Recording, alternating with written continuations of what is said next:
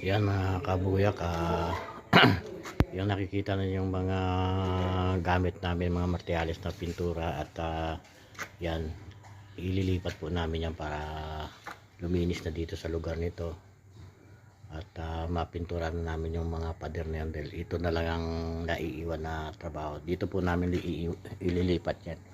Gagawa namin dito ng pinakabubong niya para pag umulan hindi naman po mababasa dito sa lugar nito.